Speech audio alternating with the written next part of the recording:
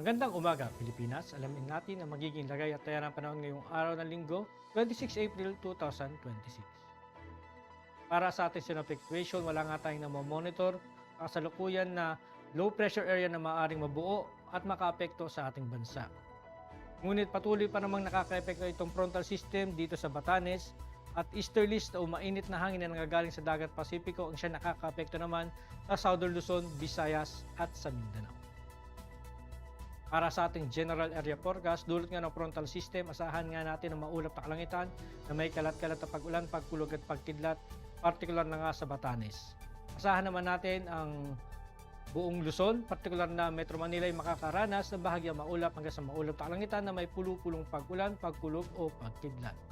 Dito naman sa Visayas, asahan naman natin ang maulap na kalangitan na may kalat-kalat na pag-ulan, pagkulog at pagkidlat, partikular na nga dito sa may parte ng Eastern Samar at sa Southern Leyte, dulot nga ito ng easterlies. At sa natitirang bahagi naman ng Visayas ay makakaranas ng bahagyang maulap hanggang sa maulap na kalangitan na may pulo-pulong pag-ulan, pagkulog o pagkidlat.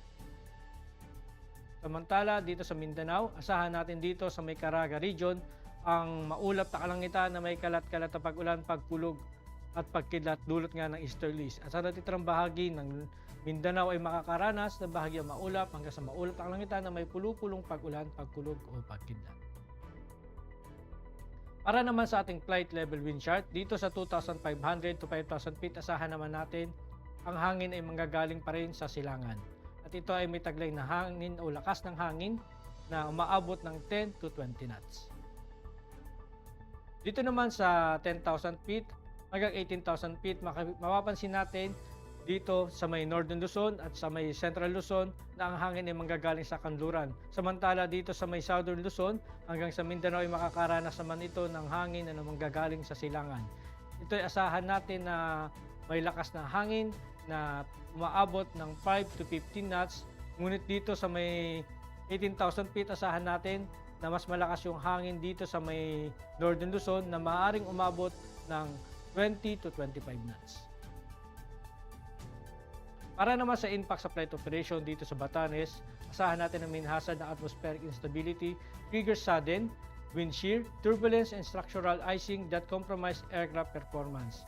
Asahan naman natin ang impact nito sa rotary, ang sudden wind shift, risk, loss of tail, rotor effectiveness, and low ceiling may cause inadvertentment, and fixed wing ay asahan natin ang pressure drops, require altimeter updates, icing increases, drag and reduces critical lift.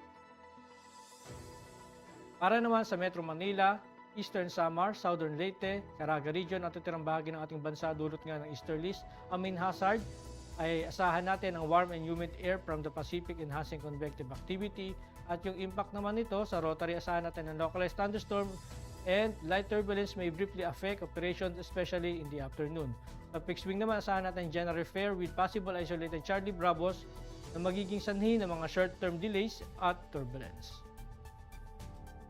Ang araw ay sumikat kaninang 05:36 at lulubog mamayang 18:12. Meron naman tayong 75% increasing moon illumination. At para maging updated sa lagay at taya ng panahon, i-follow lang ang aming official social media accounts ng Air Force Weather Center.